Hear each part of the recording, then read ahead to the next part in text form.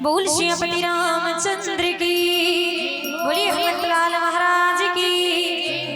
अभी भी तो यार लागा दीदी हो तुम। अब एक बाद अगर हमारे दंडोगरी वाले भैया बनाई ना, नागेश भैया बनाई तो मन का तुम्हारा थापड़ी बजाओ इसे कही के, है ना? उमन नहीं कहा भैया मन बजाओ इसे कही के, हमरे जो मन बस मन हम ही मन बैठे तब तक बजा सकते हो। ओकर बाद तो कोनो कार्यक्रम नहीं है नहीं भैया, वो आखिरी है। चलो बने बजाओ आए। अब बजाना ही से कहा तो अपन बगल वाले ले से मत बजा देना, हाथ से दोनों हाथ से मीठी मीठी ताली बजाना है। और जिन जिन ताली बजाते हो मैं एक बात कहना चाहूंगा, का अरे ताली वो नहीं बजाते जिनके दिलों में गम होते हैं, ताली वो नहीं बजाते जिनके दिलों में गम होते हैं। अरे ताली तो वो बजाते जिनके दोनों हाथों में दम होते हैं, जिनके दोनों हाथों में दम होते हैं। तो आओ निवेदन करते देखो बढ़िया ताली के सहयोग प्रदान करना। आइए सुंदर से भजन के संग जोड़ी प्रयास।